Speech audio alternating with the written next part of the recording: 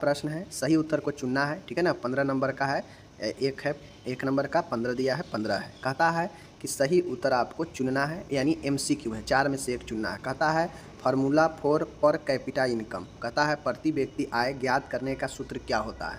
तो प्रति व्यक्ति ज्ञात करने का सूत्र आप लोग सोशियोलॉजी में पढ़े हैं, नेशनल इनकम बटा टोटल पॉपुलेशन, यानी राष्ट्रीय आय बटा जनसंख्या होता है। तो ऑप्शन नंबर सी इसका राइट होगा। ओके, इनमें से मनोवैज्ञानिक विधि कौन सा है। देखिए कहता है इनमें से मनोवैज्ञानिक की वैज्ञानिक विधि क्या है। तो आप लोग को हम पढ़ाए हैं, आप लोग को हम साइकोलॉजी के ब्रांचेज पढ़ाए हैं, उसमें हम पढ़ाए थे एक्सपेरिमेंटल साइकोलॉजी। और एक्सपेरिमेंटल साइकोलॉजी में होता ही ये है कि मनोवैज्ञानिक में वैज्ञानिक तरीके से उसका जो है खोज करके वैज्ञानिक मेथड से जो है उसका हम लोग एक्सपेरिमेंट करके अध्ययन करते हैं। तो ये एक्सपेरिमेंटल जो कि एक वैज्ञानिक विधि, तो कोई भी चीज़ का वैज्ञानिक अध्ययन कब होता है, जब उसका एक्सपेरिमेंट चलता है, तभी तो वैज्ञानिक अध्ययन होता है ना। तो यही एक्सपेरिमेंटल मेथड सही है। ओके, तो ये चीज़ें हैं। अब आता है तीसरा है, कहता है कि reasoning is the step wise thinking with, कहता है कि रीजनिंग तर्क विचार एक चरणबद्ध सोच है जो संबंधित है किससे। तो देखिए रीजनिंग में लोग कल्पना भी करता है, इमेजिनेशन, और उसका एक उद्देश्य भी होता है। रीजनिंग का उपयोग किसी उद्देश्य के लिए किया जाता है, ठीक है ना। तो इस प्रकार से ऑप्शन ए और बी दोनों सही होगा, सी इसका राइट आंसर होगा, ठीक है। आगे है marriage with one on caste is called, कहता है अपने जाति में विवाह करना क्या कहलाता है। तो अपने जाति में विवाह करना इंडोगैमी कहलाता है, ठीक है। इंडोगैमी अपने जाति में अपने कास्ट में शादी करना। कहता है मंदबुद्धि बच्चों की बुद्धि लब्धि कितनी होती है। अगर कोई बच्चा मेंटल रिटार्डेड है, मंदबुद्धि का है, तो उसका जो IQ लेवल है वह कितना होगा। तो मंदबुद्धि में 70 या इससे नीचे जो होता है वह मंदबुद्धि के श्रेणी में आता है। तो option C is the right answer, ठीक है। आगे चलिए, यहाँ पे छठा क्वेश्चन है, उद्दीपनों के अभाव में वस्तु का बोध होना क्या कहलाता है। अब आपको मैं पढ़ा चुका हूँ, ठीक है, पढ़ा चुका हूँ कि एक होता है जहाँ पे कोई वस्तु यानी उद्दीपन उपस्थित होता है, बट उसका जो है हम गलत पहचान करते हैं, आइडेंटिफिकेशन गलत होता है। और एक कंडीशन होता है जहाँ पे कोई वस्तु या कोई उद्दीपक उपस्थित होता ही नहीं है, फिर भी लगता है व्यक्ति को कि वो चीज़ें वहाँ पे उपस्थित है, प्रेजेंट है।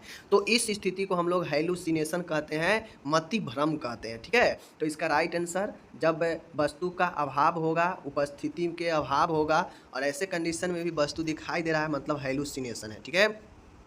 श्वसन कार्य शक्ति की प्रेरणा है। देखिए वो श्वसन किस प्रकार के मोटिव है, ठीक है ना। श्वसन कहता है respiratory drive come under motive, motive मतलब respiratory drive comes under motive, मतलब किस प्रेरक के अंदर जो है आपके श्वसन आता है। तो आपको पढ़ाए हैं, ठीक है, बायोलॉजिकल मोटिव। ये सब बायोलॉजिकल मोटिव ऐसा मोटिव है जिसमें व्यक्ति को जीने के लिए हर हाल में वो चीज़ें चाहिए ही, और वो उस प्रकार के प्राइमरी मोटिव होता है, ठीक है।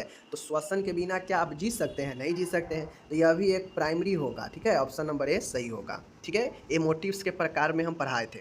आठवां है अल्पकालीन स्मृति को क्या कहते हैं। देखिए कहता है short term memory is called, ठीक है ना। शॉर्ट टर्म मेमोरी को हम लोग क्या कहते हैं। तो देखिए शॉर्ट टर्म जो मेमोरी होता है वह आपका किस प्रकार की मेमोरी होता है। तो जैसे मान के कंप्यूटर चल रहा है, कंप्यूटर ओपन है और वह ओपन है, आप जो चला रहे हैं कहीं ना कहीं वह उस समय कहीं ना कहीं मेमोरी उसको हैंडल कर रहा है, तभी तो आप चीज़ें को देख रहे हैं ना। उस समय होल्ड करके रखा है, कोई फाइल ओपन किया, कोई फिल्म ओपन करके रखे, कुछ भी ओपन करके चला रहे हैं, मतलब वह कहीं ना कहीं मेमोरी पर होल्ड हो रहा है, तभी तो वो चीज़ें आप खोल रहे हैं और वो खुल रहा है और वो उसमें रुका हुआ है, ठीक है, जब तक आप उसको बंद नहीं करते।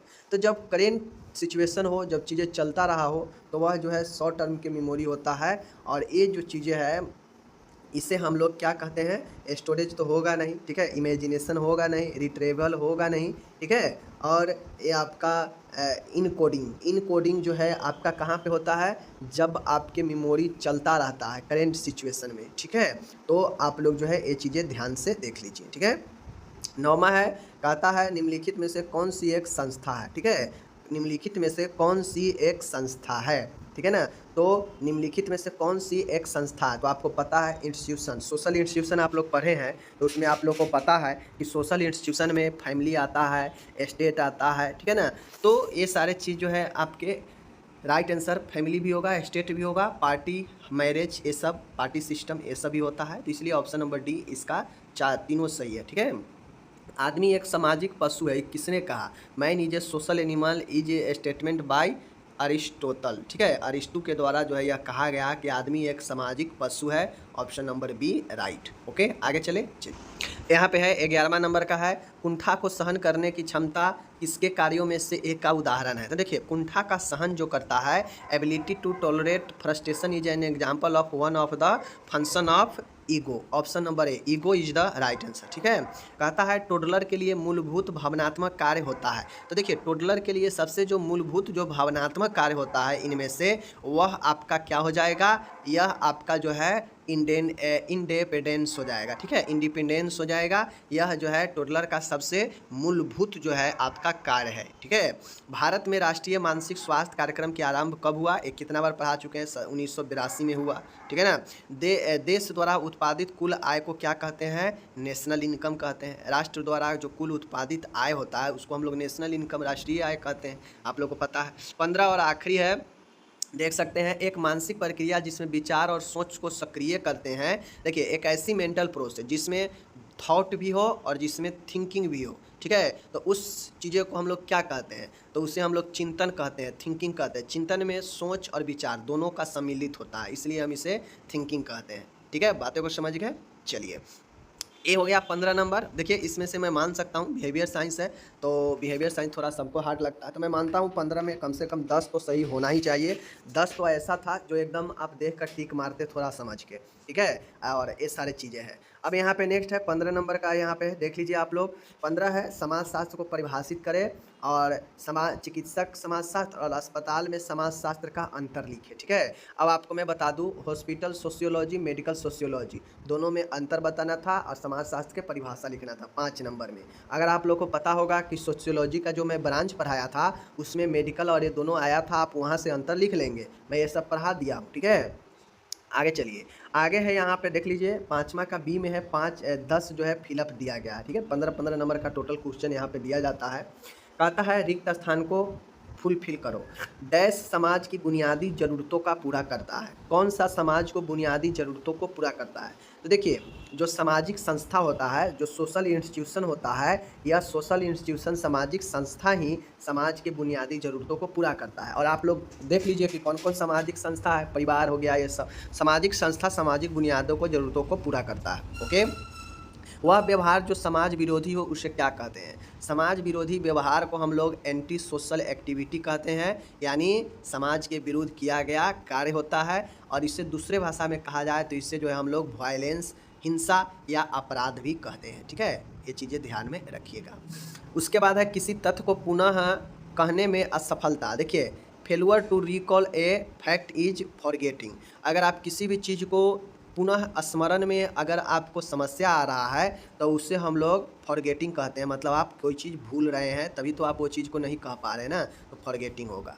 ईसीटी का पूर्ण रूप क्या है आपको पता है, इलेक्ट्रो कन्वल्सन थेरेपी होता है या इलेक्ट्रो कन्वल्सन ट्रीटमेंट कहिए, ईसीटी का यही फुल फॉर्म होता है। ठीक है, डैश इनकोडिंग भंडारण और जानकारी की पुनः प्राप्ति है। कहता है dash is the encoding storage and retrieval of information.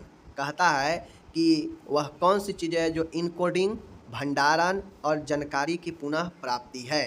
तो आपको पता होगा कि जो मेमोरी होता है उसमें इनकोडिंग भी होता है, भंडारण भी होता है और जानकारी की पुनः प्राप्ति भी मेमोरी से किया जाता है। तो मेमोरी में इनकोडिंग का काम, भंडारण का काम, जानकारी का पुनः प्राप्ति भी मेमोरी से होता है, रिट्रीवल भी। ठीक है, तो 5वां में आपका मेमोरी हो जाएगा। ओके, आगे चलिए नेक्स्ट यहाँ पे 6ठा है, कह रहा है कि psycho analytic theory formulated by किसके द्वारा। तो आपको मैं कितना बार पढ़ा चुका हूँ, साइको एनालिसिस, साइको एनालिटिक, यह सब सिगमंड फ्रायड के द्वारा दिया गया। किसके द्वारा, सिगमंड फ्रायड के द्वारा। ठीक है, नेक्स्ट है हिंदू विवाह अधिनियम कब आया, 1855। इसको याद करके आप लोग रखिएगा, 1855 में लागू हुआ। ठीक है, उसके बाद है डैश मानव जाति का अध्ययन है, एंथ्रोपोलॉजी। एंथ्रोपोलॉजी जो होता है, एंथ्रोपोलॉजी मानव जाति का अध्ययन है। ओके, लक्ष्य तक न पहुंचने से उत्पन्न होने वाली नकारात्मक सोच फ्रस्ट्रेशन होता है। ठीक है, फ्रस्ट्रेशन, जब कोई व्यक्ति अपने लक्ष्य से पीछे रुक जाए,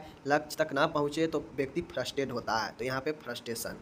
ठीक है, एप्टीट्यूड टेस्ट डैश परीक्षण है। ठीक है, तो एप्टीट्यूड टेस्ट एक प्रकार का कौन सा परीक्षण है, तो एप्टीट्यूड टेस्ट जो है, मैं यहाँ पे आप लोग को बता दूं कि एप्टीट्यूड टेस्ट एक प्रकार का बौद्धिक परीक्षण है, कॉग्निटिव टेस्ट है, ठीक है, कॉग्निटिव, ठीक है, बौद्धिक परीक्षण है। तो एप्टीट्यूड टेस्ट जो है व्यक्ति के एबिलिटी को मापता है, ठीक है ना, जो कॉग्निटिव बौद्धिक क्षमता को बताता है। तो यह कॉग्निटिव टेस्ट है, एक प्रकार का बौद्धिक परीक्षण है। ओके, तो ये हो गया आपका 10वां। अब चलिए यहाँ पे छठा प्रश्न है, अच्छा प्रश्न है, 10 यहाँ पे मैचिंग दिया गया है, ठीक है। देख लीजिए, कहता है भारत में गंभीर समस्या है। तो देख लीजिए, भारत में गंभीर समस्या कौन सा है, इसमें कौन सा समस्या है गंभीर वाला मैचिंग में। तो देखिए, एक गंभीर समस्या में यहाँ पे दहेज प्रथा है, तो यही राइट आंसर होगा, ठीक है। भारत में यह एक गंभीर समस्या है। ओके, सामाजिक संरचना के आधार, सामाजिक संरचना के आधार यानी कहता है basic unit of social structure, जो समाज बनता है उसका बेसिक आधार क्या होता है, परिवार होता है। तो इससे मैच करेगा ये वाला। ओके, आगे है व्यवहार में अस्थायी परिवर्तन लाकर हम किसी चीज़ को सीखते हैं, तो यह लर्निंग होगा, ठीक है। व्यवहार में अस्थायी परिवर्तन लर्निंग अधिगम कहलाता है। ओके, नेक्स्ट है वाइज थिंकिंग, विवेक युक्त चिंतन। तो विवेक युक्त चिंतन जो होता है, मैं आपको यहाँ पे क्लियर कर दूँ कि बुद्धिमान चिंतन जो है किस में होता है, तो आपको ध्यान से देना पड़ेगा कि जो व्यक्ति तार्किक होते हैं, जो व्यक्ति तार्किक होते हैं, ठीक है, लॉजिकल होते हैं, उनके अंदर बुद्धिमान जो है चिंतन होता है। बुद्धिमान वाइज थिंकिंग के द्वारा आप जो है तर्क लगा सकते हैं, तो ये सही है, ठीक है। उसके बाद है मेंटल स्ट्रगल। मेंटल स्ट्रगल क्या है, कहता है मेंटल स्ट्रगल, यहाँ पे आप लोग देख लीजिए कि मेंटल स्ट्रगल, जिससे हम लोग मानसिक संघर्ष कहते हैं, व्यक्ति के अंतर्द्वंद, मन में दो प्रकार के दुविधा उत्पन्न होता है, तो व्यक्ति मानसिक संघर्ष से जूझने लगता है। तो मेंटल स्ट्रगल इज कन्फ्लिक्ट से आपका मिलान होगा। ओके, फेलुअर टू रिमेंबर, किसी भी चीज़ को आप याद करने में असफल होते हैं तो उसे हम लोग फॉरगेटिंग मीन्स भूलना कहते हैं, विस्मरण कहते हैं। ओके, नेक्स्ट है यहाँ पे एक, यहाँ पे रह गया डिफेंस मैकेनिज्म। कहता है इनमें से डिफेंस मैकेनिज्म कौन सा है, रक्षात्मक प्रतिक्रिया। तो ये सब हम आप लोग को पढ़ाए हैं कि रक्षात्मक प्रतिक्रिया, इसमें से रिग्रेशन एक जो है डिफेंस मैकेनिज्म है। ओके, नेक्स्ट है आपका यहाँ पे मानव व्यवहार का अध्ययन, साइकोलॉजी कहलाता है, मनोविज्ञान पता है। प्रतियोगिता में पराजय, कोई व्यक्ति अगर प्रतियोगिता में पराजय हो जाता है, मीन्स अपने लक्ष्यों से इधर रह जाता है, वापस रह जाता है, तो उससे हम लोग क्या कहते हैं, उससे हम लोग फ्रस्ट्रेशन यानी निराशा। कोई व्यक्ति प्रतियोगिता में हार जाए, पराजय हो जाए, तो उस व्यक्ति को निराशा हाथ लगता है, तो यही चीज़ें होगा, ठीक है। आगे है, कहता है धारणा के माध्यम से किया गया अध्ययन, स्टडी थ्रू परसेप्शन। तो स्टडी थ्रू परसेप्शन जो है ऑब्जर्वेशन इज द, इसका मिलान सही होगा, अवलोकन। तो ये आपका 10 में 10 बिल्कुल आसान था, सब पढ़ाए थे, हाँ, बट स्टडी वाला है, ठीक है। जो थ्योरी नहीं पढ़ेगा उसको गलत होगा ही होगा। ये ऐसा आपके मैचिंग था, जो अगर स्टडी में कमज़ोर होगा, जिसको अगर थ्योरिकल नॉलेज कम होगा, तो जाहिर सी बात है उसको इसमें से आधा चीज़ें जो है गलत होगा ही होगा, ठीक है। 10 है तो 5 जरूर गलत कर दिया होगा, जो थ्योरिकल नहीं मजबूत होगा, समझ गए, चूँकि अंदर से पूछा गया है, ठीक है। MCQ पूछा गया है चुनने वाला। देखिए, कहता है परीक्षण और त्रुटि सीखने का प्रस्ताव किसके द्वारा दिया गया था। जो लोग हमारे थ्योरी को पढ़े हैं उनको मैंने पढ़ाया है, ट्रायल एंड एरर मेथड जो है दिया गया था थर्नडाइक के द्वारा, ठीक है, थर्नडाइक के द्वारा। तो ऑप्शन नंबर डी सही है। ओके, आगे है किस प्रकार के विवाह में एक पुरुष एक महिला से विवाह करता है। ये भी पढ़ाए हैं हम लोग, इंडोगामी, पॉलीगामी, मैनोगामी, ये सब हम पढ़ाए हैं। तो एक पुरुष एक स्त्री से शादी करे या एक स्त्री एक पुरुष से शादी करे तो उसे हम लोग एकल विवाह, मोनोगामी बोलते हैं, ऑप्शन नंबर बी, ठीक है। आगे है समाजशास्त्र का जनक किसे माना जाता है, कितना बार पढ़ा चुके हैं, Auguste Comte, option number A इसका सही होगा। आगे है, कहता है दहेज निषेध अधिनियम किस वर्ष पारित हुआ। ये क्वेश्चन यूपी का फेवरेट क्वेश्चन है, बिहेवियर साइंस में ये क्वेश्चन हर बार पूछता ही है कि दहेज निषेध अधिनियम कब पारित हुआ। तो ऑप्शन नंबर बी में है 1961, यही अपना राइट होगा, ठीक है। आगे क्वेश्चन यहाँ पे देख लीजिए आप लोग, क्वेश्चन पूछ रहा है समूहों को यानी ग्रुप को प्राइमरी और सेकेंडरी के रूप में किसने वर्गीकृत किया। जो ग्रुप है उस ग्रुप को प्राइमरी, प्राथमिक समूह, द्वितीयक समूह में कौन जो है वर्गीकृत किया, ठीक है, कौन। तो आपको मैं बता दूं CH कुल्ले, ठीक है ना, CH कुल्ले जो है आपका, चार्ल्स हर्टन कुल्ले जो है, इन्होंने अपना प्राइमरी और द्वितीयक समूहों में वर्गीकृत किया, ठीक है। आगे मैं बढ़ता हूं, ट्रू एंड फॉल्स है, 5 क्वेश्चन ट्रू एंड फॉल्स का है, देख लीजिए। कहता है स्मृति loss of memory is called amnesia, तो बिल्कुल सही है, एमनेसिया को हम लोग मेमोरी लॉस कहते हैं, ठीक है। आनुवांशिकता बुद्धि को प्रभावित करने वाले कारकों में से एक है, तो आनुवांशिक के कारण बुद्धि पर प्रभाव पड़ता है, ये बातें सही है, ठीक है। आगे है, देख लीजिए, विवाह का वह प्रकार जिसमें एक जोड़ा अपने सामाजिक समूह या जाति से बाहर विवाह करता है अंतर्विवाह यानी इंडोगामी कहते हैं। तो इंडोगामी होता है अंतर्विवाह, मतलब एक ही जाति में एक ही समूह में शादी करते हैं, उसे इंडोगामी कहते हैं। लेकिन यहाँ पे कह रहा है कि अपने समूह या जाति से बाहर विवाह करते हैं उन्हें अंतर्विवाह कहेंगे, तो नहीं, ये एक्सोगामी होता है, समझ लीजिए, तो ये गलत हो जाएगा। उसके बाद है गरीबी अपराध का एक कारण है, बिल्कुल सही है, गरीबी के कारण लोग अपराध करते हैं, सही बातें हैं। शहरी समुदाय जिसमें गांव में रहने वाले लोग शामिल है, गलत। शहर में लोग, शहर के गांव लोग रहते हैं ना, कि शहर में गांव के लोग रहते हैं, तो ये चीज़ें गलत है, ठीक है। आगे मैं बढ़ता हूँ फिल इन द ब्लैंक्स की तरफ है। यहाँ भी 5 क्वेश्चन है, 5 15 क्वेश्चन। अगर इस 15 में से मान के आप एग्जाम देने जाइएगा, एमपी में होने वाला है, बिहार में भी होने वाला है, राजस्थान झारखंड में भी होने वाला है, तो इस 15 में से अगर 5 क्वेश्चन भी अगर आपको टोटल मिला के आ जाता है तो कितना अच्छा होगा एक वीडियो से, ठीक है। कहता है ऊंचाई, देख लीजिए, fear of height is called, यानी ऊंचाई से डरना, एक कई बार हम पढ़ा चुके हैं, ऊंचाई से डर लगना, इसे क्या कहते हैं? तो ऊंचाई से जो डर लगता है उससे हम लोग नॉर्मल भाषा में क्या कहें? ऊंचाई से डर लगने को हम लोग क्या कहते हैं? एक्रोफोबिया कहते हैं। क्या कहते हैं? एक्रोफोबिया, याद रखिएगा, एक्रोफोबिया ऊंचाई से डर लगने को कहते हैं, ठीक है।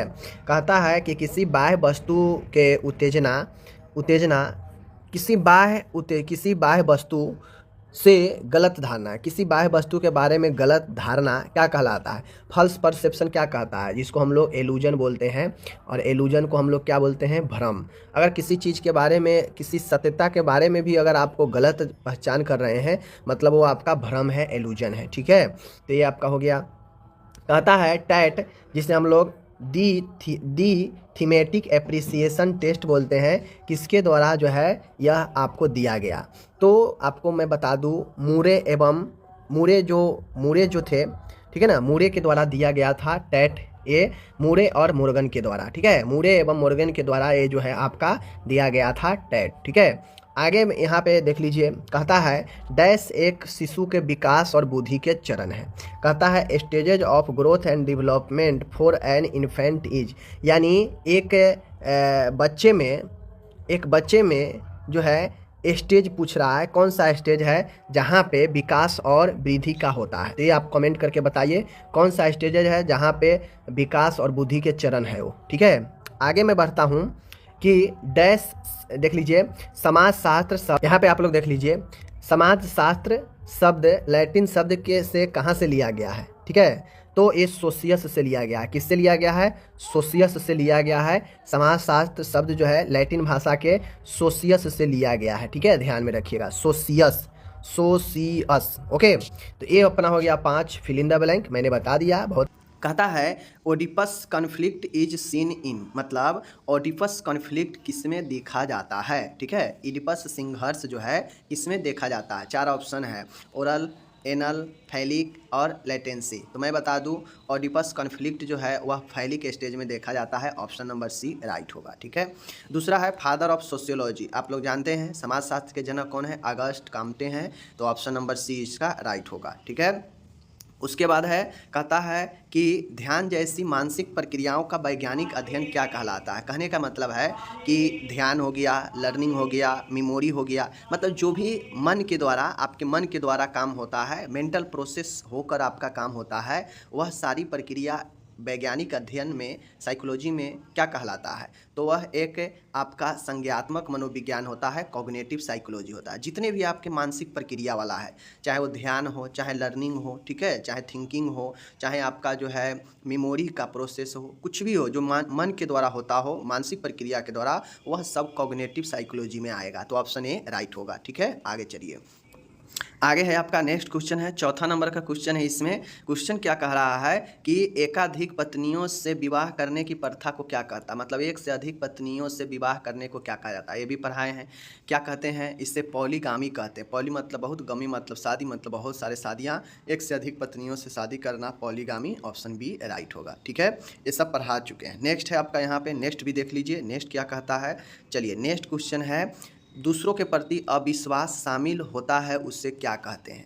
मतलब दूसरों के प्रति विश्वास, दूसरों के प्रति भय की स्थिति बना रहेगा, तो उस स्थिति में क्या होता है? वह एक डिसऑर्डर है, यह एक मानसिक स्थिति है जिसमें अत्यधिक भय और दूसरों के प्रति अविश्वास बना रहता है, ठीक है? तो वह क्या कहलाता है, कौन सा कंडीशन? तो उसे हम लोग जो है पैरानोआई, ठीक है, पैरानोआई व्यामोह कहते हैं। क्या कहते हैं? व्यामोह कहते हैं। व्यक्ति को इसमें जो है काफ़ी ज़्यादा दूसरों के प्रति अविश्वास रहता है, मतलब किसी पे विश्वास नहीं रहेगा, उसे काफ़ी ज़्यादा भय की स्थिति रहता है, और यह स्थिति जो है आपका पैरानोआई व्यामोह कहलाता है, ठीक है।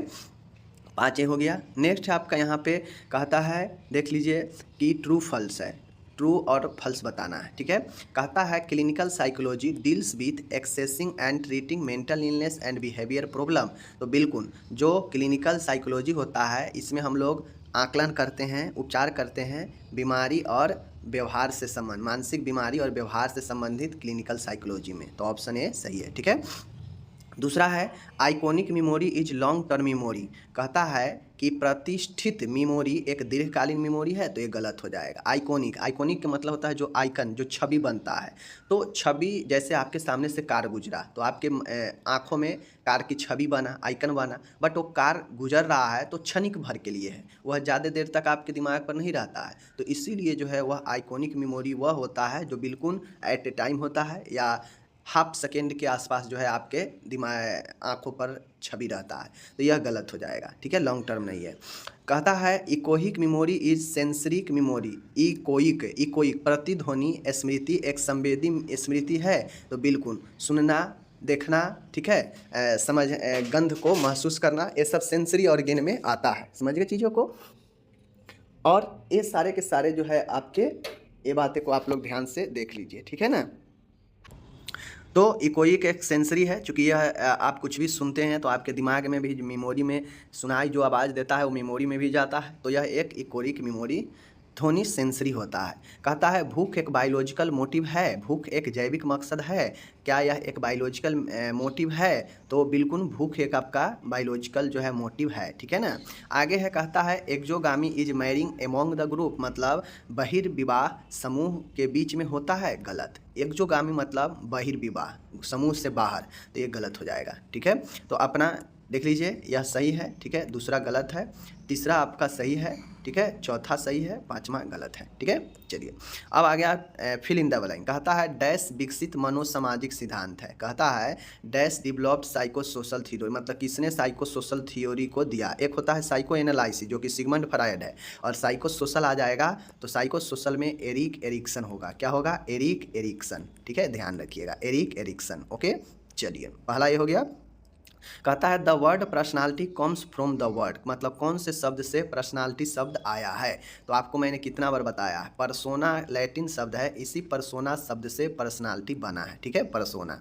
आगे है तीसरा है immoral traffic act is to prevent human trafficking, ठीक है, ह्यूमन ट्रैफिकिंग। यह मानव जो व्यापार होता है उससे जो है बचाने के लिए जो है यह ट्रैफिकिंग एक्ट आया, ठीक है। तो ह्यूमन ट्रैफिकिंग होगा जिसमें विभिन्न प्रकार के सेक्सुअल जो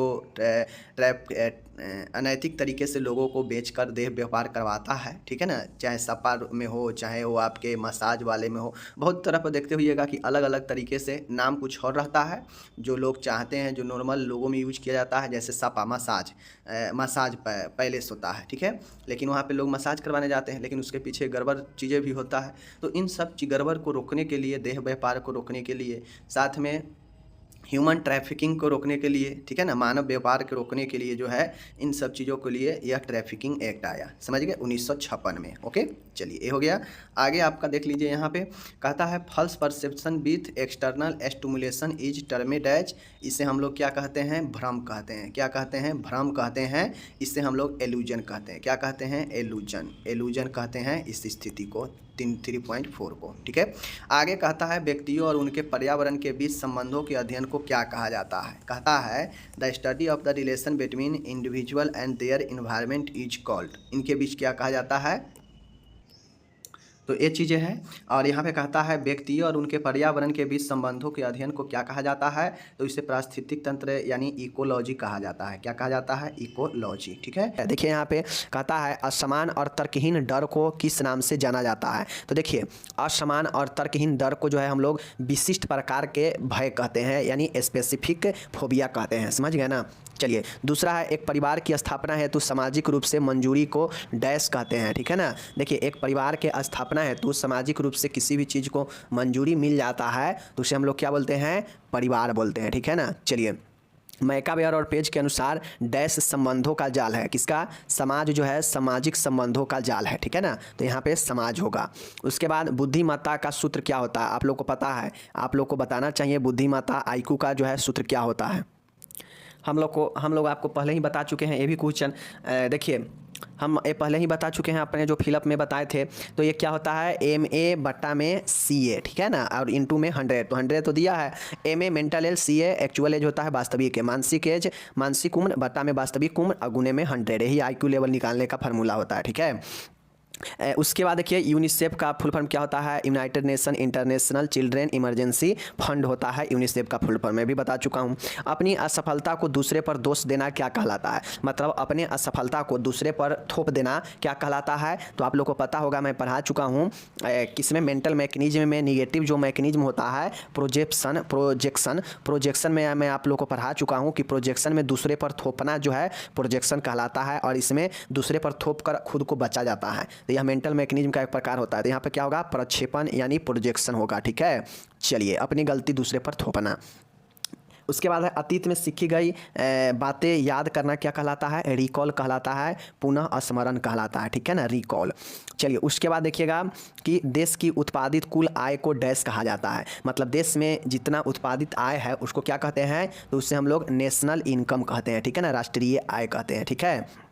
चलिए उसके बाद देखिएगा डाउरी, दहेज को डैश भी कहते हैं। दहेज को क्या कहते हैं? तो आप लोग जाकर देखिएगा फिलअप वाला में हम पढ़ाए हैं कि दहेज को संपत्ति भी कहते हैं। एकदम मैचिंग सवाल है। ठीक है ना, एकदम मैचिंग सवाल है, कोई कट पीस नहीं है। दहेज को संपत्ति भी कहते हैं। परिवार का सबसे छोटा रूप कौन सा होता है? तो एकल परिवार होता है। ठीक है ना। चलिए ये हो गया आपका 10 नंबर। 10 नंबर का यहाँ पे देख लीजिए मैचिंग है। बुद्धि एक क्या है? तो बुद्धि एक जो है वर्बल टेस्ट भी होता है, तो आप लोग को पता होना चाहिए। ठीक है। उसके बाद बुद्धि का एक वर्बल टेस्ट भी होता है। मानसिक रोग कौन सा है? तो आप लोग को पता होना चाहिए। साइकोसिस एक प्रकार का मानसिक रोग होता है। न्यूरोसिस और साइकोसिस दोनों मानसिक रोग है। ठीक है। डेलूजन क्या होता है? आप लोग को पता होना चाहिए। डेलूजन मतलब भ्रम होता है। अब भ्रम में होता है कि किसी भी चीज़ को गलत जो है मानते हैं, मतलब गलत विश्वास को हम लोग बोलते हैं डेलूजन, भ्रम। तो फॉल्स बिलीफ होगा। ठीक है। परसेप्शन बोध क्या होता है? तो आप लोग को पता होना चाहिए कि बोध जो होता है, मैं आप लोग को बोध का जो स्टेप प्रक्षेपण का मैं 4 स्टेप बताया हूँ। ठीक है। कि पहला उद्दीपक को ग्रहण करना, दूसरा उद्दीपक को ब्रेन के मस्तिष्क में भेजना, और मस्तिष्क जो है उसे चेतना मन में भेजता है, और फिर व्यक्ति का बोध होता है। ठीक है। तो ये जो है सेल रेसिपेटर सेल से रिलेटेड होगा। बोध जो होगा वह रेसिप करता है सेल में। ठीक है। किसी भी चीज़ को जो है संग्राहक करता है, भेजता है, और फिर हमें पता चलता है कि हमें फलाने चीज़ देख रहे हैं, सीख रहे हैं। लर्निंग क्या है? तो लर्निंग जो है एक इमिटेशन, अनुकरण से सीखना भी एक सीखना का ही जो है चीज़ होता है। समझ गए। चलिए नर्वस सिस्टम। तो देखिए नर्वस सिस्टम जो होता है तो यह हाइलुसिनेशन में एक जो है आपके नर्वस सिस्टम का विकार है, जिसमें सुनने से संबंधित, देखने से संबंधित, सूंघने से संबंधित विभिन्न प्रकार के जो है विभ्रम होता है, हेलुसिनेशन होता है। तो यह नर्वस सिस्टम का समस्या होता है। ठीक है। अटेंशन क्या है? तो आप लोग को पता है ध्यान ऐच्छिक और अनैच्छिक भी होता है। ठीक है। तो ये चीज़ें हो गया इनवॉलेंट्री। डिफेंस मैकेनिज्म, मनोरचनाएं क्या होगा? तो प्रोजेक्शन। अभी ऊपर हम लोग पढ़ाए हैं कि निगेटिव मैकेनिज्म होता है प्रोजेक्शन, प्रक्षेपण, जिसमें अपने गलतियों को दूसरे पर थोप देते हैं और अपने जो है उस सिचुएशन से निकलते हैं। ठीक है। उसके बाद है सोशल सिक्योरिटी स्कीम, सामाजिक सुरक्षा योजना। तो देख लीजिए अन्नपूर्णा योजना से रिलेटेड होगा, और पर्यावरण का समस्या यानी जंगलों से कटाई है। ठीक है। तो इस प्रकार से मैं आपको टोटल बता दिया, और जो ऐसे बना के आए होंगे उनको 10 नंबर मिल गया। बाकी जो लोग को एग्जाम है आगे, आप लोग देख लीजिए कि कौन किससे रिलेटेड है, महत्वपूर्ण चीज़ें हैं। ठीक है। चलिए कि समाज शास्त्र का प्रथम संस्थापक कौन था? तो आपको पता है कि समाज शास्त्र का जो अवधारणा है वह अगस्ट काम्टे के द्वारा ही लाया गया था। 4 ऑप्शन दिया है, उसमें से राइट एक अगस्ट काम्टे होगा। ओके। B option. मानसिक रूप से स्वस्थ व्यक्ति का लक्षण क्या होता है? मतलब कैरेक्टरिस्ट ऑफ मेंटली हेल्थ पर्सन। अब आप लोग को 22 से 23 वाले जो भी है मैंने उसको कंप्लीट पढ़ाया है कि एक मानसिक रूप से सही व्यक्ति, मानसिक रूप से स्वस्थ व्यक्ति का क्या गुण या लक्षण होता है। तो मैंने उसमें आपको बहुत सारे इसके पॉइंट पढ़ाए हैं, ठीक है। तो जो मानसिक रूप से स्वस्थ व्यक्ति होते हैं उसमें सेल्फ कॉन्फिडेंस, आत्मविश्वास पाया जाता है, ठीक है। लेकिन अस्थिरता, अनियमित जीवन, उग्रवादी, ये सब जो है होता है किसमें, ये सब होता है मेंटली इल में। लेकिन इसमें से सिर्फ सही होगा सेल्फ कॉन्फिडेंस, आत्मविश्वास, यह गुण है, लक्षण है मेंटल रूप से स्वस्थ व्यक्ति का। ओके, अब ऑब्जेक्टिव में एक लास्ट क्वेश्चन है यहाँ पे एमसीक्यू में कि मार्था रोजर्स के अनुसार चेतना की अवस्थाएं कितनी होती हैं। तो मैं यहाँ पे आप लोग को बता दूँ कि जो मार्था रोजर्स है इन्होंने ह्यूमन बॉडी के लिए, मनुष्यों के लिए इन्होंने नर्सिंग में 3 स्टेप दिया, ठीक है। तो इसका राइट आंसर जो है 3 होगा। ओके, जबकि मैं बता दूँ फ्राइड के अनुसार भी जो है आपके कॉन्शियस का 3 ही लेवल होता है। बातें को समझ रहे हैं। आगे हम लोग चलते हैं। अब यहाँ पे है फिल इन द ब्लैंक जो है हमसे पूछा जा रहा है, आप लोग से पूछा गया था, ठीक है। कहता है कि dash is a strong and irrational fear. कहता है कि बिना किसी कारण तेज़ी से, ठीक है, अकारण डर क्या होता है। तो आपको मैं बता दूं, आप लोग जब सेकेंड ईयर पढ़िएगा तो आपको पता चलेगा कि बिना किसी कारण के, बिना किसी वजह के, ठीक है, मतलब अकारण, ठीक है, और तेज़ी से व्यक्ति को डरना भय कहलाता है, फोबिया कहलाता है, ठीक है। तो ऑप्शन ए हो जाएगा, ए में होगा भय यानी फोबिया। ओके, जो व्यवहार बार बार दोहराए जाने से ऑटोमेटिक हो जाते हैं उसे क्या कहते हैं। अब मैंने आपको पढ़ाया है हैबिट। हैबिट में होता ही है कि किसी भी चीज़ को आप बार बार करते हैं तो वह ऑटोमेटिक जो है आपके होने लगता है, आपके आदत बन जाता है।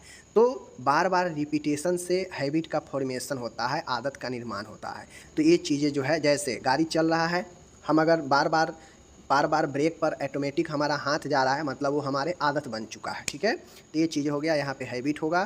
कहता है तीसरा, जनसंख्या विज्ञान क्या कहलाता है। आपको पता है जनसंख्या विज्ञान यानी जनसंख्या का अध्ययन किया जाता है, ठीक है। तो इसे हम लोग डेमोग्राफी कहते हैं, समझ गए, डेमोग्राफी। बातें को समझ रहे हैं, जनसंख्या विज्ञान। उसके बाद कहता है कि फ्राइड के साइकोसेक्सुअल अवस्था में डैश चरण में टॉयलेट नियंत्रण सीखता है। कोई बच्चा अपने पूर्ण शारीरिक जीवन में साइकोसेक्सुअल थ्योरी के विकास में किस अवस्था में वह अपने टॉयलेट ट्रेनिंग सीखता है, टॉयलेट पर नियंत्रण करना।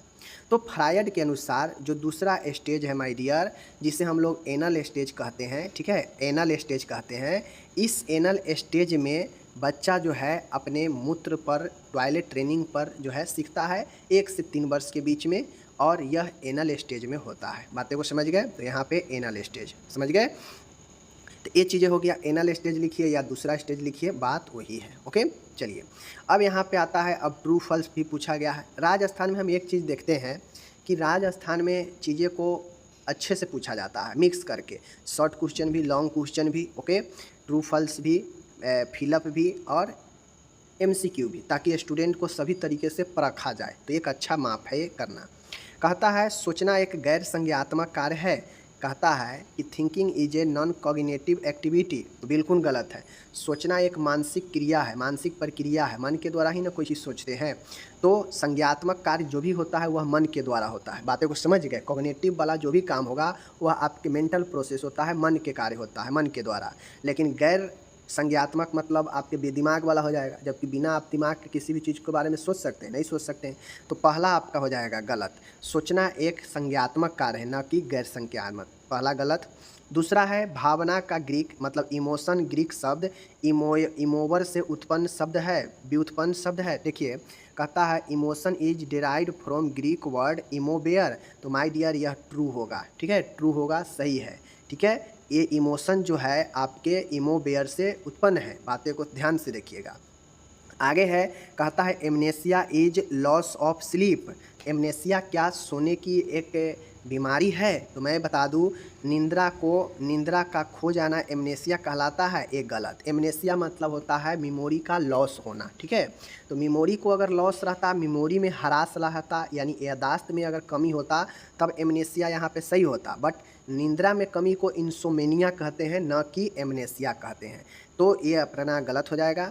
जैसे बच्चा बड़ा होता है कामेक्षा में बदलाव आता है, the libido change as child mature. तो तो बिल्कुल सही है, ये सही हो जाएगा, यानी 2 गलत 2 सही है। जब बच्चा धीरे धीरे बड़ा होता है तो उसके जो सेक्सुअल डिजायर होता है, कामेच्छा जो होता है धीरे धीरे बढ़ते जाता है, तो वही चीज़ें हैं, तो यहीं पे है। बाकी ये मैंने आपको बता दिया, आगे चलिए। अब यहाँ पे एक चीज़ें महत्वपूर्ण चीज़ें आता है कि मेथड ऑफ लर्निंग, सीखने का तरीका। देखिए मैंने आपको पढ़ाया है कि सीखने के कितने तरीके से हम सीख सकते हैं, वो सीखने का मैंने मेथड भी बताया है। जो लोग अच्छे से पढ़े होंगे उनको पता है। तो इनमें सीखने के मेथड में मैच करना है कि कौन इनमें से एक सीखने का विधि है। तो राइट आंसर होगा, एक को मैच होगा इनसाइट से, ठीक है। हम इनसाइट के द्वारा जो है अंतर्दृष्टि के द्वारा हम सीखते हैं, यह एक सीखने की विधि है। तो एक का 4 से मिलन होगा। बायोलॉजिकल क्लॉक, तो मनुष्य में जो बायोलॉजिकल क्लॉक होता है वह आपका राइट आंसर, जैविक घड़ी जो होगा वह सर्केडियन रिदम होगा, सर्केडियन लय होगा। तो 2 का 1 से मैच होगा। बायोलॉजिकल जो क्लॉक है वह सर्केडियन रिदम होगा। ओके। तीसरा है अचेतना, अनकॉन्शियस। तो अनकॉन्शियस लेवल की माप जो है हम लोग ग्लास को कोमा स्केल से करते हैं, इसका आमने सामने होगा, सही है। कोई पेशेंट एक्सीडेंट कर देता है, उसका ब्रेन में चोट लग गया, वह कोमा में चला जाता है, तो व्यक्ति अनकॉन्शियस रहता है, तो उससे हम लोग ग्लास को कोमा से माप सकते हैं। उसके बाद एराउजल थ्योरी को हम लोग उत्तेजना का सिद्धांत कहते हैं, ठीक है। एराउजल थ्योरी को उत्तेजना का सिद्धांत कहते हैं, और यह उत्तेजना का सिद्धांत जो है मोटिवेशन से मिलता है। तो ये जो है हमारा 4 के 20 से मैच होगा, ठीक है, एकदम सही है।